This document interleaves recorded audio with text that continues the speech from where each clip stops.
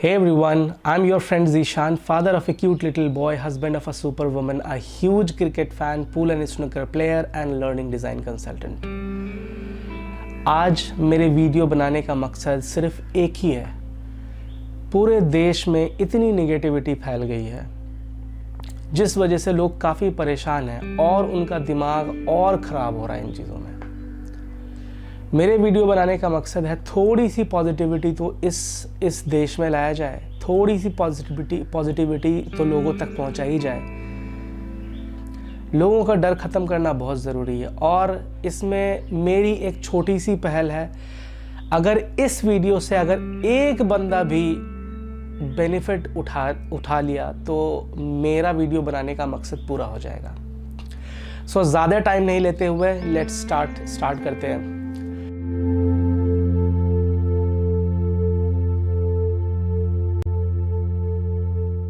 तो ये वीडियो ऐसी है कि जिसमें मैं बताऊंगा कि कैसे मैंने कोविड पॉजिटिव होने के बावजूद कैसे इसको रिकवर किया and how I overcame this struggle of कोविड-19 and now I am fine, pretty fit and fine. So कुछ इवेंट्स में सबसे पहले सिम्टम्स क्या क्या हुए वो मैं बताना चाहता हूँ। सो वन फाइन डे मैं काम कर रहा था, दिन भर मुझे अच्छा नहीं लगा और शाम होते होते मुझे फीवर आना शुरू हो गया और मेरे नाक से बहुत सारा पानी निकलना शुरू हो गया और तो मैंने डोलो 650 खा लिया जिसकी वजह से मेरा टेम्परेचर कम हो गया। बट वो मेरा पहला दिन था, वो स्टार्ट था और धीरे धीरे विद इन वन डे मेरा स्मेल चला गया, मेरा टेस्ट चला गया और बुखार आना शुरू हो गया at regular intervals, body pain, headache, runny nose, cough और खांसी, ये सारी चीज़ें आनी शुरू हो गई। मैं यूजुअली एक दो दिन तक मैंने डोलो 650 ही लिया। जैसे बुखार आया मैंने 650 लिया, डोलो 650 पैरासीटामोल और बुखार कम होना शुरू हो गया। बट फिर जैसे वो दवाई का इफेक्ट ख़त्म हो फिर शुरू हो जाए और थ्रोट पेन भी हल्का शुरू हो गया। तो मैंने डॉक्टर से कंसल्ट किया, टेली कंसल्ट किया और उसने मुझे कुछ मेडिसिन्स बताई and that doctor recommended me to go for a covid test also. So I had gone for a covid test I think on the third day of my symptom. लेकिन first day ही symptom होने के बाद मैं isolate हो गया था अपने फैमिली से। बट थर्ड डे मैंने दिया और फोर्थ या फिफ्थ डे मुझे रिपोर्ट आ गई कि it's Covid positive and viral load is actually 17 which is below 24। तो वायरल लोड ऐसी चीज़ है, if it is below 24 you are more contagious और आप संक्रमित ज़्यादा हो, वायरस लोड आपके अंदर ज़्यादा है और आप ज़्यादा लोगों को आसानी से फैला सकते हो। तो मैं वैसे ही आइसोलेशन में था, मैं और स्ट्रिक्ट हो गया इसके लिए। बट धीरे धीरे डे 5, डे 6, डे 7, डे 8 तक बुखार आता जा रहा था और बहुत ही अजीब वैल्यूज थी बुखार की, which is 99.8, 99.5, 99, 100.2, 100.8। यूजुअली नॉर्मल बुखार में ऐसा होता नहीं है, कोई एक फिक्स्ड रीडिंग होती है, जैसे 101 हो गया या 102 हो गया। तो काफ़ी हाई टेम्परेचर नहीं था लेकिन आई वुड से कि कम से लेके मॉडरेट टेम्परेचर था और वैल्यूज़ बहुत पॉइंट्स में थी और मेरा स्मेल और टेस्ट ये सब तो जा ही चुका था। मैंने मेडिकेशन स्टार्ट किया तो उसमें एक एंटीबायोटिक था, एंटीवायरल ड्रग था, विटामिन सी टैबलेट्स थे जो रेगुलर डोसेज लेना था, वो सब मैंने लेना शुरू किया और मोस्ट इम्पॉर्टेंट थिंग था आइसोलेट हो गया और धीरे धीरे मैं रिकवरी की तरफ चलता गया। अब बहुत इम्पॉर्टेंट बात मैं बताने वाला हूँ। ये तो मेरा हिस्ट्री था कि कैसे मुझे हुआ, क्या क्या सिम्टम्स आए, क्या क्या परेशानी आई और अब मैं बताऊंगा कि कैसे मैंने इसको ओवरकम किया और कैसे आप इसको ओवरकम कर सकते हो। सो मैंने कुछ नोट्स भी बनाए हैं जो इट्स इम्पॉर्टेंट कि मैं हर एक चीज़ को सही तरीके से आपको बता सकूं। तो सबसे पहला जो सबसे इम्पॉर्टेंट चीज़ है कि पैनिक नहीं करना है। अगर आप डर गए तो डेफिनेटली आपका ऑक्सीजन लेवल कम होगा और दिक्कतें तब बढ़नी शुरू होती हैं। आपकी पॉजिटिविटी ये बहुत ज़्यादा इम्पॉर्टेंट है। आपको ये विश्वास होना चाहिए कि ये ठीक हो जाएगा। और बुखार ही तो है, अरे हाँ थोड़ा डिफरेंट टाइप का बुखार है, पर दवाई खा रहे तो कम भी तो हो रहा है। खांस रहे हैं तो ठीक है यार, कॉफ सिरप खा रहे हैं धीरे धीरे वो भी ठीक हो जाएगा। अरे टेस्ट और स्मेल नहीं आ रहा तो क्या हो गया यार, कुछ दिन के बाद आ जाएगा।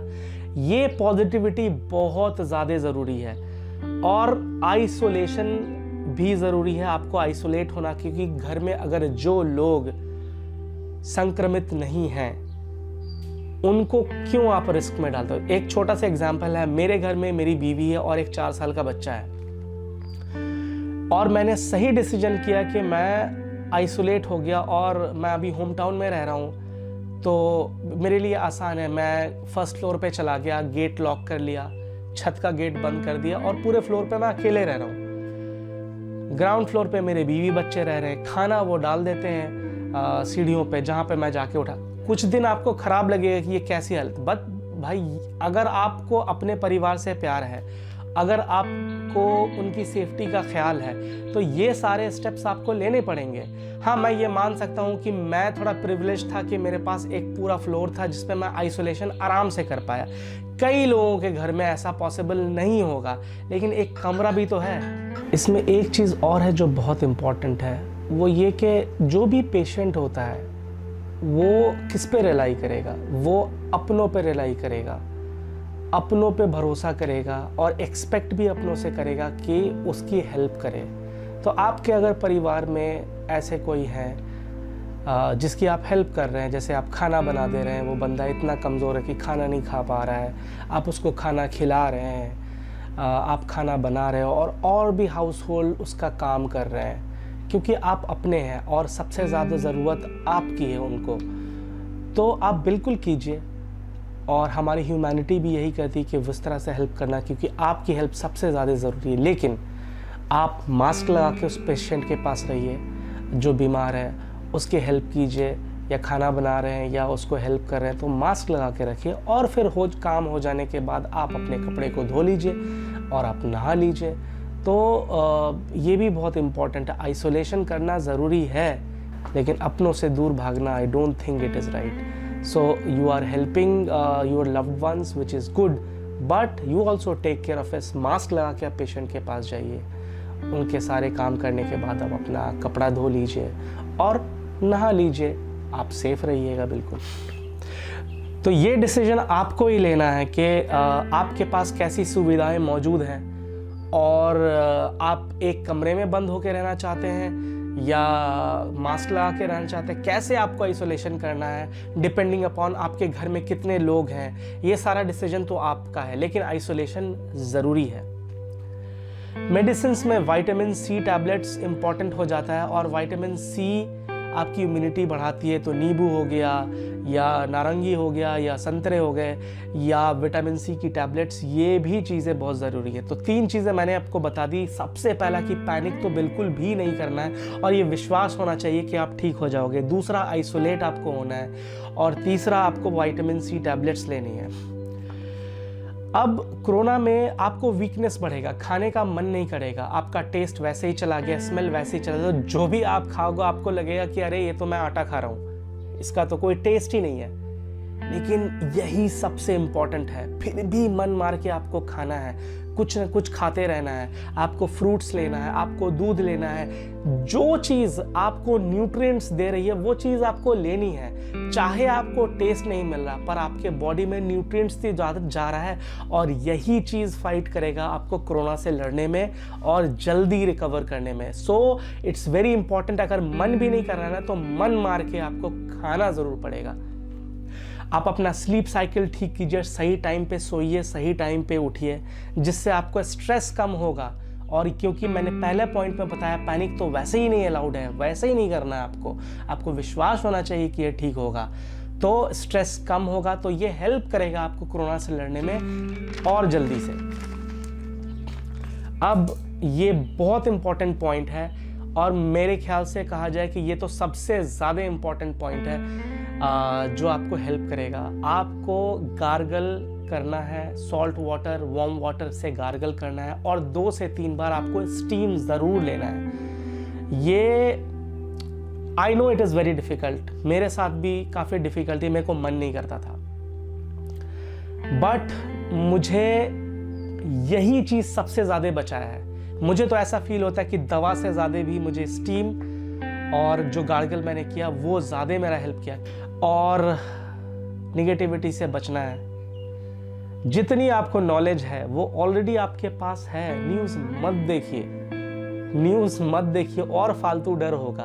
आपको तो पता है कई सारी चीज़ें हैं जो न्यूज़ गलत देती है, अपना अपना एजेंडा होता है, तो न्यूज़ मत देखिए।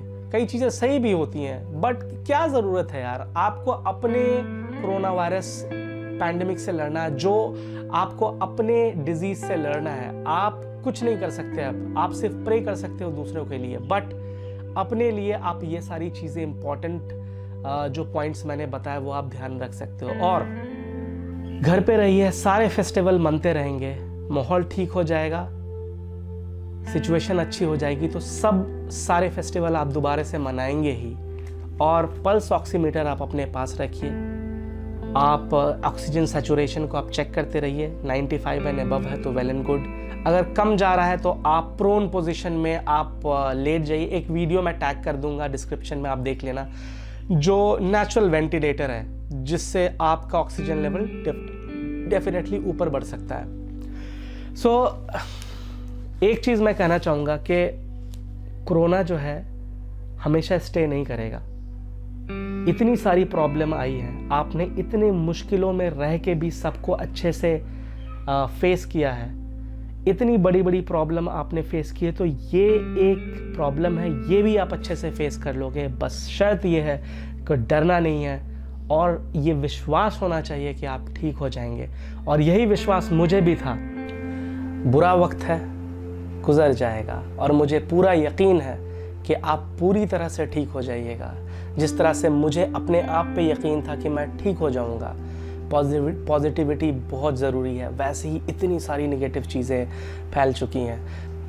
अगर ये वीडियो अगर एक भी आदमी को थोड़ी सी भी तसल्ली देता है तो मेरे वीडियो बनाने का और इसमें एफर्ट डालने का मकसद पूरा हो जाता है। और मैं जानता हूँ you are a born fighter, Indians वैसे ही बहुत बड़े फाइटर होते हैं और वो सारे सिचुएशन को हैंडल कर लेते हैं, और आप भी हैंडल कर लीजिएगा। और मुझे पता है कि कुछ दिनों बाद जब ये सारी चीज़ें ख़त्म हो जाएंगी, आप सोचिएगा अरे एक ऐसा भी टाइम था। तो ज़रूरी है कि संयम से रहिए। गवर्नमेंट का जो भी प्रोटोकॉल्स है आपको फॉलो करना चाहिए। सोशल डिस्टेंसिंग हो गया, मास्क पहनना हो गया, ज़रूरत नहीं है तो घर से बाहर बिल्कुल भी नहीं निकलना, और ये सारी चीज़ें, मतलब ये चीज़ें बोलने की नहीं है। हम इतने सेंसिबल अब होने चाहिए कि हम ये सारे डिसीजन लें खुद के लिए, अपने परिवार के लिए, अपने देश के लिए, और चीज़ें ठीक हो जाएंगी। बुरा वक्त आता है और चला जाता है, और ये भी वक्त बड़े आसानी से चला जाएगा। दिक्कत दे के जा रहा है, मैं जानता हूँ, स्ट्रेस आउट है, लेकिन अभी सिचुएशन यही है। इस टाइम पे हम बिना पॉजिटिविटी के हम कभी फाइट कर ही नहीं सकते। तो जो भी मैंने पॉइंट्स आपको बताए हैं आप उस पर ध्यान रखिएगा, और जो भी मैंने पॉइंट्स आपको इम्प्लीमेंट करने के लिए बताया वो आप इम्प्लीमेंट कीजिए, और इंशाल्लाह मुझे यकीन है कि आप पूरी तरह से ठीक हो जाएगा। And I wish you a very speedy recovery, and I wish you that you will come out as a fighter and you will live life as normal as you were earlier. So take care of yourself, and I'll see you in the next video. Bye bye. Love you all.